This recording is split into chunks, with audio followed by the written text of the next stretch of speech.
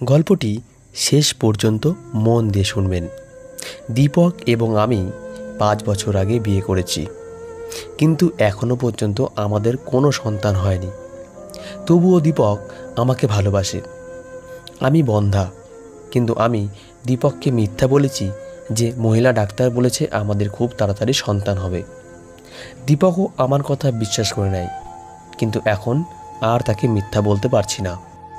মিথ্যা বলতে বলতে আমি ক্লান্ত হয়ে পড়েছি, তাই ভাবলাম ওকে পুরোটা সত্যি বলা উচিত। আমি ওকে আর ধোঁকা দিতে চাই না। স্বামীকে সত্যিটা বলার আগে আমি একবার আমার মাকে ফোন করে জিজ্ঞেস করেছিলাম এখন আমার কি করা উচিত। মা বলেছিলেন যে তুই এক কাজ কর, তুই তোর স্বামীর দ্বিতীয়বার বিয়ে করিয়ে দে, তাহলে তোর স্বামী তোর কাছে কৃতজ্ঞ থাকবে এবং কখনোই তোকে ছেড়ে যাওয়ার কথা ভাববে না। মা যা বলল তা শুনে আমার খুব রাগ হলো এবং দুঃখও পেয়েছি। মনে হলো মা আমার প্রতি শত্রুতা করছে, কেননা আমি তাদের অনেক অপমান করেছি। আমি রেগে গিয়ে বললাম, মা, আমি তোমার কাছ থেকে এটা আশা করিনি। এই বলে রাগে ফোন কেটে দিয়েছিলাম। সন্ধ্যায় দীপক বাসায় ফিরে আমার দিকে তাকিয়ে বলল, কি ব্যাপার রূপালী, রুমে এত অন্ধকার কেন? আমি বললাম, বিধাতা আমার ভাগ্যে যে অন্ধকার লিখে দিয়েছেন সেই অন্ধকারের আমি দূর করব কিভাবে? আমি তো শেষ হয়ে গেছি। দীপক বলল, তুমি পাগল হয়ে যাওনি তো? কেন এমন কথা বলছো? আমি তোমার স্বামী, তোমার পাশেই আছি। ঈশ্বরের দেওয়া সব কিছু আমাদের আছে, তারপরেও তোমার কি হয়েছে? আমি তখন দীপককে সব বললাম যে আমি একটা বাজ, আর আমি কখনোই মা হতে পারবো না। আজ আমি ডাক্তারের কাছে চেক আপের জন্য গেলে তিনি বললেন তুমি বাজ, আর তুমি কখনো মা হতে পারবে না।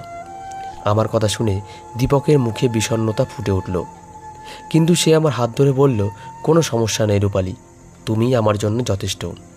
আমি তোমাকে ছাড়া আর কিছুই চাই না। দীপক আমাকে সান্ত্বনা দেওয়ার পর আমার মুড ঠিক হলো। কিন্তু একদিন প্রতিবেশী মহিলা আমাদের বাড়িতে এসেছিল। আমার শাশুড়ি তাকে একটি ভালো মেয়ে খুঁজতে বলেছিলেন, কারণ আমি আমার ছেলের দ্বিতীয়বার বিয়ে দিতে চাই। প্রতিবেশিনী জিজ্ঞেস করলেন, তোমার প্রথম বৌমার কি হয়েছে যে তুমি ছেলেকে দ্বিতীয়বার বিয়ে দিতে চাও? তখন আমার শাশুড়ি বললেন, সে তো বাজ, এখন আমাদের তো বংশরক্ষা করতে হবে, তাই আমাকে আমার ছেলে দ্বিতীয়বার বিয়ে দিতে হবে।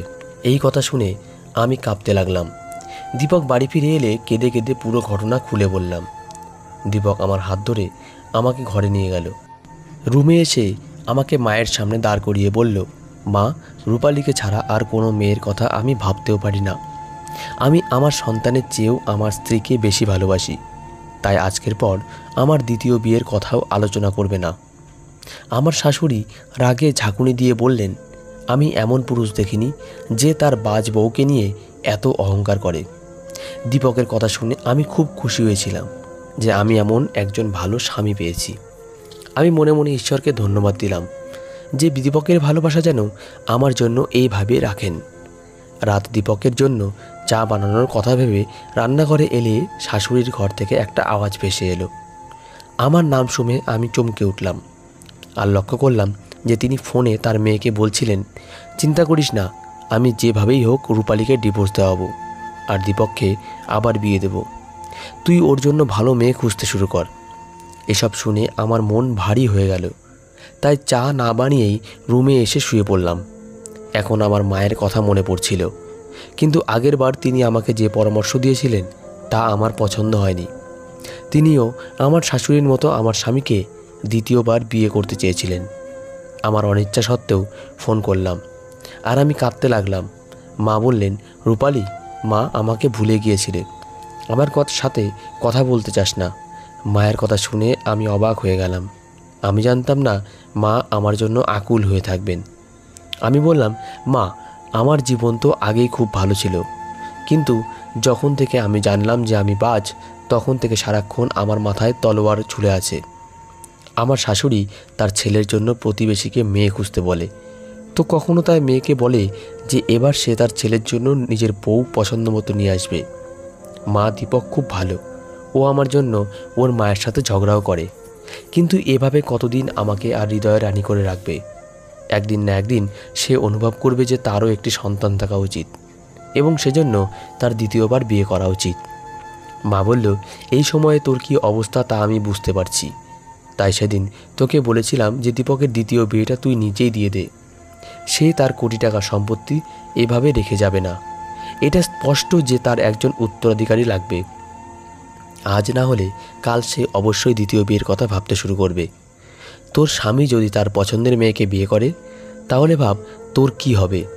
তুই যদি আমার কথা মানিস, ওকে দরিদ্র বাড়ির মেয়ের সাথে বিয়ে দে, তাহলে সে তোর অনুগত থাকবে এবং তোর কাছে ঋণীও থাকবে এবং কখনো তোর জায়গা নেওয়ার চেষ্টাও করবে না। যদি সে সন্তানের জন্ম দেয় তাহলে তুইও মা হওয়ার সমান সুযোগ পাবি। মায়ের কথা শুনে আমার মনে হলো যে তিনি ঠিকই বলছেন। আমি বললাম, মা, তোমার চোখে এমন মেয়ে থাকলে আমাকে বলো। আমি বুঝেছিলাম যে দীপককে দ্বিতীয়বার বিয়ে দিয়ে দিলে আমার এ বাড়িতে টিকে থাকা সম্ভব না। যদিও এই ব্যাপারটা আমার হৃদয়ে পাথরের মতো ভারী হয়ে যাচ্ছিল যে আমি আমার স্বামীকে নিজের হাতে বিয়ে করাচ্ছি, কিন্তু এটা করতে আমি বাধ্য ছিলাম এবং দীপকের প্রতি আমার বিশ্বাস ছিল যে তার ভালোবাসা আমার জন্য কোনো দিন কমবে না। আর তাই আমি আমার ফ্যামিলির কাছ থেকে গোপনে দীপকের জন্য মেয়ে খুঁজতে শুরু করি। আমি গ্রামে চৌধুরী ও মেম্বারের একমাত্র মেয়ে। আমার বাবা মা এবং ভাইয়েরা আমাকে খুব ভালোবাসত। আমার জীবন খুব সুন্দর ছিল, শুধু একটা জিনিসে অখুশি ছিলাম, আর তা হলো আমার সম্বন্ধ আমার বাবা মা আমার ছোটোবেলায় ঠিক করে দিয়েছিলেন এবং যে ছেলের সাথে আমার সম্বন্ধ ঠিক করেছিলেন তার নাম মনোজ। সে কোনো দিনও স্কুলের মুখও দেখেনি। যদিও আমি কলেজ পাশ করেছি, আমাদের গ্রামে একটা মেয়ে কলেজ পাশ করলে সেটা একটা বড় ব্যাপার বলে মনে করা হতো। আর মনোজও খুব অদ্ভুত মানুষ ছিল। আমার ভাইরাও লেখাপড়া করেনি, কিন্তু তারপরও তারা ভালো ছিল। তারা লোকের সাথে কথা বলতে জানতো। মা আমার ভাইদের খুব ভালোভাবে লালন পালন করেছিলেন, কিন্তু মনোজকে ভালো মন্দের শিষ্টাচারও কেউ শেখায়নি মনে হতো। ওর এইসব কাজের জন্য আমি ওকে ঘৃণা করতে শুরু করি। মনোজের একটা জিনিস আমার খুব খারাপ লাগতো, তা হলো গ্রামের অন্য সব মেয়ের সাথে সম্পর্ক থাকা সত্ত্বেও ও আমাকে ভালোবাসার দাবি করত। রূপালীর জায়গায় আমাকে রাধা বলে ডাকতো। আরও বলতো, রাধা, তোমাকে ছাড়া আমি মরে যাব। আর আমি মনোজকে বলতাম, গ্রামের সব মেয়েই তো তোমার জন্য আছে, তাহলে তুমি আমার পেছনে কেন? তখন ও বলতো যে কৃষ্ণ শুধু রাধার, বাকি সবাই তো সখী। একবার মনোজ গ্রামের মেলা থেকে আমার জন্য কাচের চুড়ি নিয়ে এসেছিল। মনোজের এসব লোফার ব্যবহার দেখে আমি রেগে যেতাম। মনোজের আনা চুড়ি আমি পায়ের নিচে ফেলে ভেঙে দিয়েছিলাম। তখন আমি প্রথমবার মনোজের চোখে জল দেখেছিলাম এবং তার চোখে জল দেখে আমি আমার ভুল বুঝতে পেরেছিলাম। কিন্তু মনোজ এতটাই খারাপ ছিল যে পরের দিন অন্য একটা মেয়ের সাথে ঘুরতে আমি নিজের চোখে দেখলাম। আর ওর জন্য আমার মধ্যে যে সামান্যতম সহানুভূতি জেগেছিল তাও উধাও হয়ে গিয়েছিল। আমার এ বিষয়ে মা বাবার সাথে কথা বলতেন, ঠিক আছে, মনোজ এখনও শিশু, সে নিজেকে শুধরে নেবে। যাই হোক, কয়েক বছর আগে আমার বড় ভাই গ্রামে হাসপাতাল তৈরির আবেদন করেছিলেন। সেই দিন গ্রামে একটি দল আসে জমি ইত্যাদি পরীক্ষা করতে এবং তারপরে খুব বড় একটা হাসপাতালের ভিত্তি স্থাপন করা হয়। তারা সবাই আমাদের বাগান বাড়িতে থাকতেন। কিছুদিন পর দলটি ফিরে গেল, কিন্তু একজন থেকে গেল, তার নাম দীপক। তার এই গ্রামের আবহাওয়া খুব পছন্দ হয়, তাই বাবার কাছ থেকে অনুমতি নিয়ে কয়েকদিনের জন্য এখানেই থাকার সিদ্ধান্ত নেয়। একদিন বন্ধুদের সাথে ঘুরতে গিয়ে আমার চোখ দীপকের দিকেই পড়ল। প্রথম দেখাতেই দীপককে পছন্দ করে ফেলেছিলাম। দীপকের চোখের দীপ্তি বলে দিচ্ছিল সেও আমাকে পছন্দ করেছে। পরের বার যখন আমি নিজেই দীপকের সাথে দেখা করতে গেলাম, সে আমাকে দেখে খুশি হয়ে বলল, আমিও তোমার জন্য অপেক্ষা করছিলাম। সে আমাকে তার মোবাইল নাম্বার দিল। আমি তাকে আমার মায়ের ফোন থেকে কল করতাম এবং আমাদের মধ্যে ভালোবাসার ফুল ফুটতে শুরু করে। সে বলতে লাগলো, আমি তোমাকে বিয়ে করতে চাই। তারপর আমি তাকে আমার বাগদত্তা মনোজ সম্পর্কে সব খুলে বললাম। আমার কথা শুনে সে খুব অবাক হলো। সে বলল, ও খুব অদ্ভুত লোক, আমি তো তার সাথে 2 মিনিটও কথা বলতে পারি না। তুমি তার সাথে সারা জীবন কিভাবে কাটাবে? আমি দীপককে বললাম, তুমি সম্বন্ধ নিয়ে আমাদের বাড়িতে আসো, হয়তো আমার বাবা মমতা বোধ করে রাজি হয়ে যেতে পারেন। দীপক শহরে ফিরে এলো এবং 1 সপ্তাহ পরে তার বোন এবং তার মায়ের সাথে ফিরে এলো। তারা আমার বাড়িতে সম্বন্ধের জন্য জিজ্ঞাসা করলো, কিন্তু আমার বাবা রাজি হলেন না। আমি সারাক্ষণ কান্নাকাটি করতাম। আমার মা আমাকে সান্ত্বনা দেওয়ার চেষ্টা করত। একদিন আমি আমার বাবার সাথে কথা বলার সিদ্ধান্ত নেই। আমি তাকে বললাম যে আমি মনোজকে বিয়ে করতে পারবো না। বাবা আমার মাথায় হাত রেখে বললেন, মা, আমি মনোজের মাকে কথা দিয়েছি, আর তিনি এখন এই পৃথিবীতে নেই। মনোজের স্বর্গীয় মায়ের কাছে করার প্রতিশ্রুতি আমি এভাবে ভাঙতে পারবো না। বাবার কথা শুনে দুঃখে আমার চোখে জল এসে গেল। বাবা বলতে লাগলেন, সমস্যা নেই, সময়ের সাথে সাথে মনোজ ভালো হয়ে যাবে। একজন নারী যদি ভালো এবং অনুগত হয়, তাহলে একটা পাথরের ছেলেও ভালো হতে পারে। বাবা এই বলে বেরিয়ে চলে গেলেন। আমি দীপকের সাথে দেখা করে খুব কান্না করছিলাম। সে বলতে লাগলো, চিন্তা করো না, আমি তোমাকে এভাবে নষ্ট হতে দেব না, আমি তোমাকে নিতে আসছি। তারপর আমি দীপকের সাথে শহরে পালিয়ে যাই। জানতাম বাবার সম্মান নষ্ট হবে, কিন্তু আমি অসহায়। আমি দীপককে হারাতে চাইনি। দীপক আমাকে বিয়ে করে তার বাড়িতে নিয়ে এসেছিল, কিন্তু দীপকের মা যখন জানতে পারলেন যে দীপক আমাকে বাড়ি থেকে ভাগিয়ে নিয়েছে, তখন তিনি বলতে শুরু করেন, বাবা, তুমি গ্রামের চৌধুরীদের প্রতিদ্বন্দ্বিতা করতে পারবে না। আমার ভয় হচ্ছে তারা তোমার ক্ষতি করতে পারে। দীপকও একজন কোটিপতি বাবার ছেলে, কিন্তু আমার শাশুড়ি একটু সেকেলে ছিলেন। বাড়ি থেকে পালিয়ে আসা মেয়েকে তিনি পুত্রবধূ হিসাবে মেনে নিতে চাননি। তিনি আমার আর দীপকের মধ্যে ফাটল সৃষ্টির জন্য যথাসাধ্য চেষ্টা করেছিলেন, কিন্তু দীপক প্রমাণ করল জীবনের প্রতিটি মোড়ে সে আমার সাথে থাকবে। এটাও ভগবানের কৃপা যে আমার বাবা ভাইরা আমার পিছন নেননি, না হলে আমার জীবনে নরকে পরিণত হতো। নরক তো এখনও হয়েই আছে। আমি জানতাম যে আমি একজন বাজ এবং সন্তানের জন্ম দিতে পারবো না। আমি ভাবছিলাম যে আমার সাথে এই সব ঘটছে আমার বাবা মায়ের অভিশাপে। এখন আমি আমার স্বামীকে দ্বিতীয়বার বিয়ে দেওয়ার সিদ্ধান্ত নিয়েছিলাম। আমি আমার শাশুড়ির জেদের কারণে আমার জীবন নষ্ট হতে দিতে চাইনি। তাই গোপনে এলাকার এক মহিলাকে কিছু টাকার বিনিময়ে যোগাযোগ করে কোনো গরিব অসহায় মেয়ের সম্বন্ধ নিয়ে আসতে বলি। আর কেউ যেন এই কথা না জানে। মহিলা আমাকে খুব গোপনে তার বাড়িতে ডেকে একটা মেয়ের ছবি আমার সামনে রেখেছিল। আমি তার সৌন্দর্যে স্তম্ভিত হয়ে দাঁড়িয়ে রইলাম। মহিলাটি বলতে শুরু করে যে এই মেয়েটি অনাথ এবং তার কাকার সাথে থাকে। তার কাকা যত তাড়াতাড়ি সম্ভব তার বিদায় দিতে চান। মেয়েটির ছবি দেখে আন্টিকে বললাম, আমি কখনোই এই মেয়ের সাথে আমার স্বামীর বিয়ে দেব না। এর সৌন্দর্য দেখে আমার স্বামী এর প্রেমে পাগল হয়ে যাবে। মহিলাটি বললেন, এই সম্পর্কটা খুব ভালো, একে হাতছাড়া করো না। ও খুব সাধারণ মেয়ে, এ সহজেই তোমার বশ্যতা স্বীকার করবে। আমার ভালো লাগেনি, কিন্তু আমি নয়নার সাথে সম্পর্ক মেনে নিয়েছিলাম। ছবি নিয়ে বাসায় পৌঁছাতেই খুব অদ্ভুত একটা দৃশ্য দেখতে পেলাম। আমার স্বামী সোফায় বসেছিল, আর আমার শাশুড়ি ও ননদ তার সামনে বসে। আমার ননদ বলল, ভাই, তুমি কেন একটা বাজ মেয়ের সাথে তোমার জীবন কাটাতে চাও? আমি আর মা তোমার জন্য খুব ভালো একটা মেয়ে পেয়েছি, তুমি তাকে বিয়ে করো। যার উত্তরে দীপক বলল, তোমরা দুজনেই এখন চুপ করো। আমি নিজের পছন্দে বিয়ে করে এত বড় অপরাধ করিনি যে তোমরা সব সময় আমাকে খোঁটা দিতে থাকবে। আমি তোমাদের বলেছি যে রূপালী ছাড়া আমি কাউকে মেনে নেব না। ও আমার স্ত্রী, আর আমার মৃত্যু পর্যন্ত স্ত্রী থাকবে। শাশুড়ি আর ননদের কথা আমার হৃদয়ে বিঁধে গিয়েছিল। দীপকের কথা শুনে আমি সাহস পেয়েছিলাম। আমি তাদের কিছু না বলে রুমে চলে গেলাম। কিছুক্ষণ পর দীপকও আমার পিছনে এসে বলতে লাগলো, তুমি মা ও বোনের কথায় ব্যথা পেও না। আমি বললাম, দীপক, তোমার আবার বিয়ে করা উচিত। আমার কথায় দীপক অবাক হয়ে বলল, আমি এ কাজ করতে পারবো না। আমি বললাম, আমি তোমাকে দ্বিতীয় বিয়ের অনুমতি দিচ্ছি, কিন্তু তোমাকে শুধু আমার পছন্দের মেয়েকে বিয়ে করতে হবে, তোমার মায়ের পছন্দের মেয়েকে নয়। দীপক বলল, আমি তোমাকে ছাড়া আর কাউকে মেনে নিতে পারবো না। সে তোমার পছন্দের হোক বা মায়ের পছন্দের, তাতে কিছু যায় আসে না। আমি বললাম, আমার সন্তানের ইচ্ছা, তুমি বিয়ে করলে আমাদের ঘরেও সন্তান হবে, আমার মাতৃস্নেহ শান্তি পাবে। দীপক রাজি না হয়ে ঘর থেকে বেরিয়ে গেলে আমি সেখানে বসে কাঁদতে থাকলাম। সত্যি তো এইটাই, আমি কোনো সন্তান চাইনি। আমি তো এইসব করছিলাম দীপককে হারানোর ভয়ে। বেশ কিছুদিন দীপক আমার উপর রেগেছিল, কিন্তু আমি কেঁদে কেঁদে তাকে দ্বিতীয় বিয়ের জন্য রাজি করিয়েছিলাম। আমি খুশি ছিলাম না, কিন্তু নয়নাকে আমার বন্ধু বানিয়ে নিয়েছিলাম।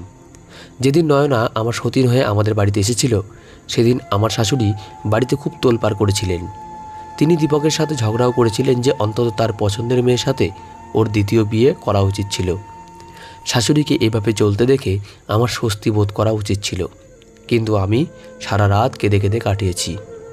এই ভাবনায় আমার মনকে নাড়া দেওয়ার জন্য যথেষ্ট যে যার চোখে শুধু আমার জন্য ভালোবাসা ছিল, আজকে সে অন্য কারোর দিকে তাকিয়ে হাসবে।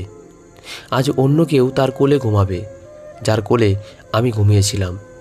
এক মুহূর্তের জন্য শান্তি পাচ্ছিলাম না। সারা রাত বিছানায় ছটফট করে কেটে গেল। সকালে তাড়াতাড়ি রুম থেকে বেরিয়ে এলাম, কারণ আমি দীপকের সাথে দেখা করতে চেয়েছিলাম। কিন্তু সেদিন ও দুপুর 12টাও রুম থেকে বের হয়নি। আমি আমার সতীনকে জিজ্ঞেস করলাম, কিন্তু নয়না বলল দীপক ঘুমাচ্ছে। আমি ওর দিকে তাকিয়ে বললাম, তুমি ওকে জাগাওনি? তখন নয়না কাঁদতে কাঁদতে বলল, দীপক আমাকে বলেছে যে ও শুধু তোমার জেদের কারণে এই বিয়ে করেছে, আর আমি যেন তার উপর কোনো অধিকার ফলাতে না যাই, নইলে সে আমাকে ডিভোর্স দিয়ে বাড়ি থেকে বের করে দেবে। আমি ক্ষমা চাইছি, ওকে জাগানোর সাহস আমার নেই। যদি সে আমাকে তাড়িয়ে দেয় তাহলে আমি কোথায় যাব? আমি আমার কাকিমার বাড়িতে যাওয়ার কথা ভাবতেও পারছি না। আমার কাকিমা আমার উপর অনেক অত্যাচার করে। মাসিমা সত্যিই খুব অসহায় মেয়ে, আমাকে খুঁজে দিয়েছিলেন। আমি ভেবেছিলাম দীপক আমার উপর রাগ করে আছে, মেজাজ ঠিক হলে নিজেই রুম থেকে বেরিয়ে আসবে। কিন্তু এটা আমার ভুল ছিল। আজ বিয়ের 3য় দিন, কিন্তু সে এখনও রুম থেকে বের হয়নি। এখন আমার মনে অদ্ভুত অদ্ভুত ভাবনা আসতে লাগলো।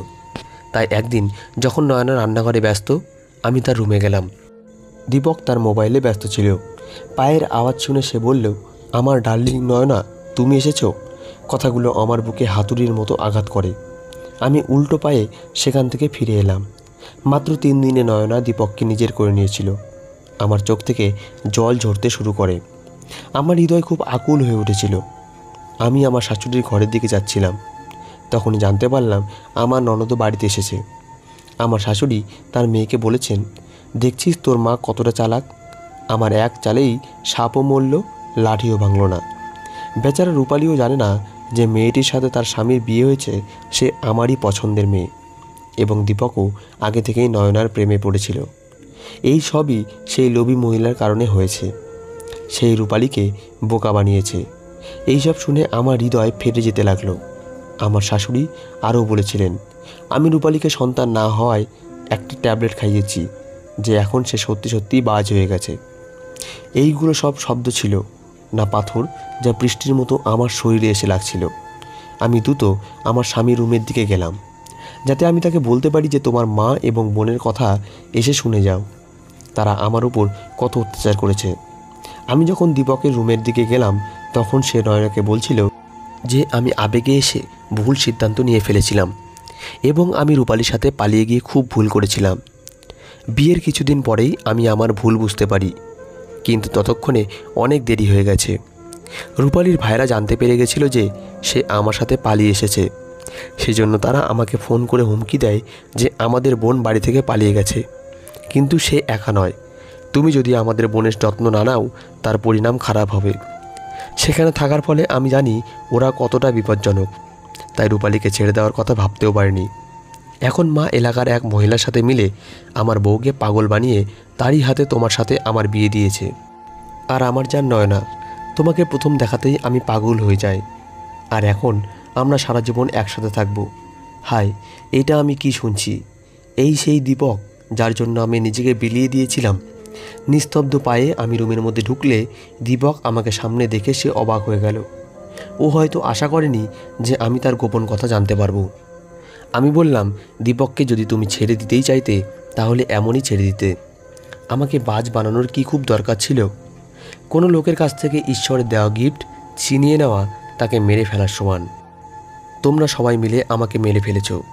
এই বলে আমি ওর রুম থেকে বের হয়ে গেলাম। সে আমার পিছু পিছু এসে রুমের দরজায় টোকা দিতে থাকলো, কিন্তু আমি দরজা খুললাম না। তারপর সেই রাতেই দীপকের বাড়ি থেকে আর ওর জীবন থেকে চিরতরে চলে গেলাম। আমি এখন একটা অনাথ আশ্রমে থাকি। আমি এখনও দীপককে ডিভোর্স দিইনি, কারণ এখন আমি কোনো পুরুষকে বিশ্বাস করতে পারবো না। তাহলে ডিভোর্স দিয়ে কী লাভ? আমি আমার মায়ের সাথে ফোনে কথা বলি। তিনি মাঝে মাঝে আমার সাথে দেখা করতে আসেন।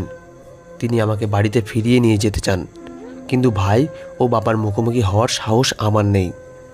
একদিন আমি বসে আমার ভাগ্যের জন্য কাঁদছিলাম। তখন বাইরে বসা প্রহরী আমার কাছে এলো। তার হাতে একটা খাম ছিল এবং আমাকে দিয়ে বললেন, ম্যাডাম, এই খামটা একজন লোক আপনার জন্য দিয়ে গেছেন। খামের দিকে তাকাতেই আমার প্রথম ভাবনা আসে দীপকের, এবং এই চিন্তার সাথে সাথেই মনের মধ্যে প্রচণ্ড ঘৃণা অনুভব করি। এখন তো আমার দীপকের নামেও ঘৃণা অনুভব হয়। আমি মনে মনে হাসলাম যে আমি একসময় দীপককে মনে প্রাণে ভালোবাসতাম। মনে হচ্ছিল খামটি তুলে বাইরে ফেলে দিই, কিন্তু তারপর আবার ভাবলাম দীপক কবে থেকে এত সদয় হলো যে আমাকে সে উপহার পাঠাবে। সে তো নিজের নয়নায় ডুবে আছে। সে এবং তার মা আমার সাথে যা করেছে, তারপরে আমি দীপকের কাছ থেকে কিছুই আশা করতে পারিনি। কিছু একটা ভেবে সেই খামটা গার্ডের কাছ থেকে নিয়ে রুমের ভেতরে এসে বসলাম। সেই খামটা খুলতেই আমার দম বন্ধ হয়ে যাওয়ার অবস্থা হলো, কারণ তাতে সেই রঙের কাচের চুড়ি ছিল যেটা মনোজ আমাকে দিয়েছিল। এটা দেখার সাথে সাথেই মনোজের মুখ আমার চোখে ভেসে উঠল। যেভাবেই হোক মনোজই এই চুড়িগুলো আমাকে পাঠিয়েছে। আমাকে সাথে সাথে দরজার দিকে দৌড়ে গিয়ে গার্ডকে জিজ্ঞেস করলাম, কে তোমাকে এই চুড়িগুলো দিয়েছে? তখন সে বলল, যে লোকটা এই চুড়িগুলো দিয়েছেন তিনি অনেকক্ষণই আগেই চলে গেছেন, কিন্তু লোকটি তাকে বলেছিল যে রূপালী ম্যাডাম যদি এই চুড়িগুলো ভেঙে ফেলে তাহলে তুমি এই কাচের চুড়ির টুকরোগুলো যত্ন করে রেখো আর আমাকে দিও। এই ভাঙা কাচের চুড়িগুলো আমার সারা জীবনের পুঁজি। চোখ ছলছল করে চোখ থেকে জল ঝরতে লাগলো।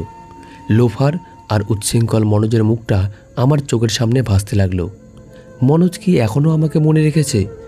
মনোজ কি এখনও আমাকে ভালোবাসে? কিন্তু আমি এখন কাউকে বিশ্বাস করতে পারি না। আমি কাচের চুড়ি হাতে নিয়ে রুমে ফিরে এলাম এবং পরের দিন মা আমার সাথে দেখা করতে এলে আমি মনোজের কথা জিজ্ঞাসা করলাম। মা মনোজের ব্যাপারে যে কথা আমাকে শোনালো তা শুনে আমার মনটা খারাপ হয়ে গেল। আমার মা আমাকে বলল, যেদিন তুই দীপকের সাথে বাড়ি থেকে পালিয়েছিলি মনোজ খুব কেঁদেছিল। তার চিৎকারে গ্রামের সবার হৃদয় ভারাক্রান্ত হয়ে গিয়েছিল। সে রাধা রাধা বলে সারা রাত চিৎকার করেছিল। মনে পড়ল যে মনোজ আমাকে শুধু রাধা বলে ডাকত। মা বলেছিল, তুই চলে যাওয়ার পর সে একেবারে বদলে যায়। সে তার বাবার সমস্ত জমি বিক্রি করে গ্রামে একটি স্কুল খোলে।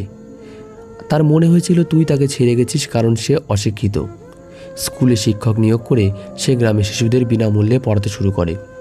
সাথে শহরে নিজের ব্যবসাও শুরু করে, যা ধীরে ধীরে বড় হয়। এখন ভগবানের আশীর্বাদে মনোজের অর্থের কোনো অভাব নেই। তবে তার কাছে যত টাকা আছে সে গরিবদের দান করে দেয়। সে বলে, আমার কাছে এত টাকা রেখে কি হবে যখন আমার রাধাই আমার কাছে নেই। সে হাসেও না, কথাও বলে না, সব সময় উদাস হয়ে থাকে। যখন তোর বাবা এবং আমি ওকে দেখি তখন আমরা বুঝতে পারি যে আমাদের নিজের মেয়েই ওর এই পরিস্থিতির জন্য দায়ী। মনোজের কথা শুনে আমার চোখ থেকে জল টপ টপ করে পড়ছিল। আমি যত তাড়াতাড়ি সম্ভব মনোজের সাথে দেখা করতে চাই। কেন জানি না মনোজের সাথে দেখা করার জন্য আমার মন ব্যাকুল হয়ে ওঠে। মাকে বললাম, মা আমি মনোজের সাথে একবার দেখা করতে চাই। আমার এই কথা শুনে মায়ের চোখ ছলছল করে উঠল।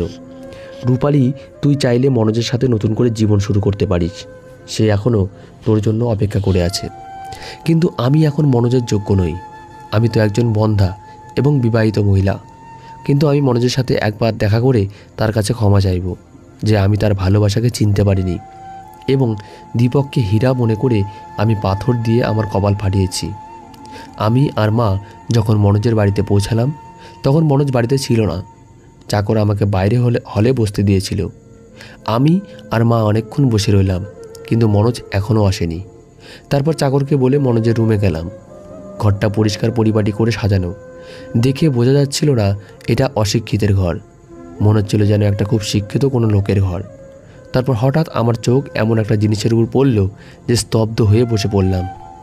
সামনের দেওয়ালে ফ্রেমে ভাঙা কাচের চুড়ির টুকরো দিয়ে রাধা লেখা ছিল। এর মানে মনোজ আমাকে এতটা ভালোবাসে, কিন্তু আমি তার ভালোবাসাকে চিনতে পারিনি। যখন মনোজ আমাকে প্রথম চুড়ি উপহার দিয়েছিল এবং আমি সেগুলি আমার পা দিয়ে মারিয়ে ভেঙে দিয়েছিলাম, তখন মনোজ সেই চুড়িগুলো যত্ন করে রেখেছিল এবং আজ পর্যন্ত সে সেগুলি যত্ন করে রেখেছে। আমার চোখ থেকে অশ্রু ঝরছিল। আমি জানি না কখন মনোজ আমার পেছনে এসে দাঁড়িয়েছিল। যখন সে আমাকে রাধা বলে ডাকলো তখন আমি হঠাৎ ঘুরে দাঁড়ালাম। মনোজকে চেনাই যাচ্ছিল না। সেই উচ্ছৃঙ্খল লোফার মনোজ কোথাও হারিয়ে গেছে। আমার সামনে একজন ভদ্রলোক দাঁড়িয়েছিল যাকে দেখে কেউ বলতেই পারবে না যে সে অশিক্ষিত। আমি হঠাৎ মনোজকে জড়িয়ে ধরে কাঁদতে কাঁদতে সব সীমা ভেঙে ফেলেছিলাম। আমি ভুলে গিয়েছিলাম যে আমি বিবাহিত এবং মনোজের সাথে আমার কোনো সম্পর্ক নেই। মনোজ অনেকক্ষণ এইভাবেই দাঁড়িয়ে রইল আর আমি মনোজকে জড়িয়ে ধরে রইলাম। আমার মুখ থেকে শুধু এই কথাগুলো বের হচ্ছিল, মনোজ আমাকে ক্ষমা করে দাও, আমি তোমাকে কষ্ট দিয়েছি, হয়তো সেজন্যই ভগবান আমাকে এমন শাস্তি দিয়েছেন। অনেকক্ষণ পর মনোজ আমার মাথায় হাত রেখে বলল, রাধা, আমি তোমাকে কখনো দোষ দেইনি, দোষ তো আমারই। আমি তোমার প্রত্যাশা পূরণ করতে পারিনি। আমি চোখের জল মুছতে মুছতে মনোজের বুক থেকে আলাদা হলাম। কিছুক্ষণ পরে মনোজ বলল, রাধা, আমার হৃদয়ের দরজা এখনও তোমার জন্য খোলা। আমার হৃদয় তুমি ছাড়া আর কোনো মেয়ে নেই, তুমি চাইলে দেখে নিতে পারো। কিছুক্ষণের জন্য মনোজের মুখে সেই দুষ্টুমি ফুটে ওঠে, যেটা 5 বছর আগে উচ্ছৃঙ্খল মনোজের মুখে ছিল। আমি কাঁদতে কাঁদতে বললাম, মনোজ, এখন আমি তোমার ভালোবাসার যোগ্য নই। আমি দীপকের স্ত্রী এবং একজন বন্ধা। এতে মনোজ বলল, রাধা, আমার কাছে তুমি সেই রাধা যাকে আমি 5 বছর আগে থেকে মনে প্রাণে ভালোবাসি। আমি এখনও তোমাকে এই রকমই ভালোবাসি।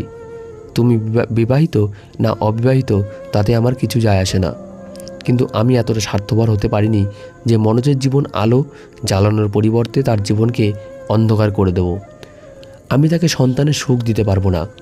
আর দীপক আমাকে যে ক্ষত দিয়েছে তা এখনও তাজা। জানি না কেন আমার হৃদয় এখনও কোনো পুরুষকে বিশ্বাস করতে চাইছে না।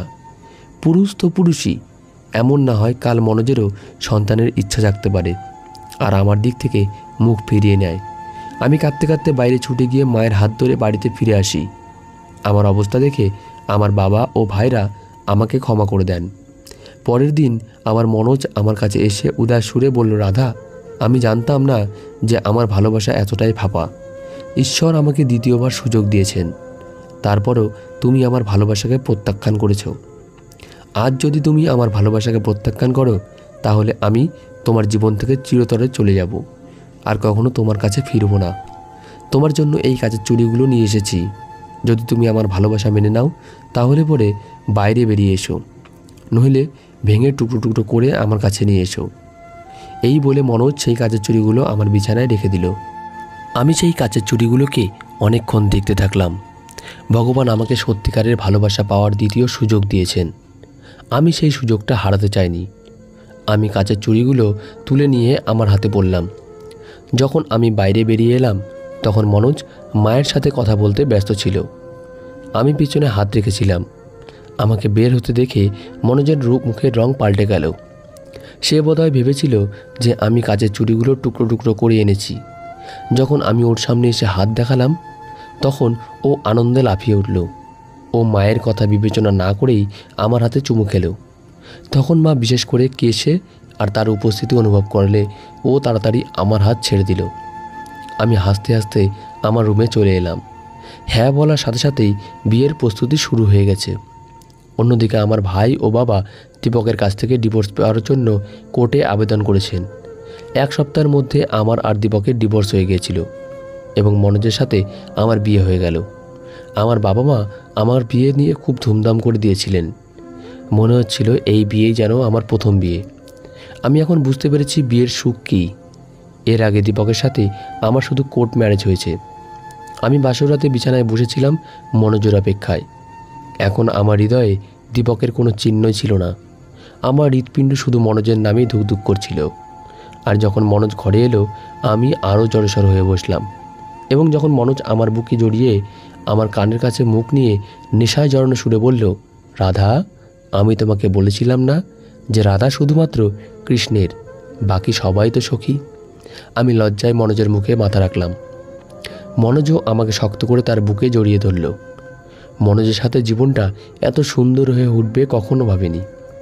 মনোজকে আমার আর দীপকের পুরো ঘটনাটা বলেছিলাম। মনোজ আমার চিকিৎসা করাতে শুরু করে এবং ডাক্তার আমাকে আশা দিয়েছিলেন যে চিকিৎসার পর আমি মা হতে পারবো। একদিন মার্কেটে শপিং করতে গিয়ে দীপকের সাথে দেখা হয়, কিন্তু দীপকের মুখে কোনো আনন্দ নেই।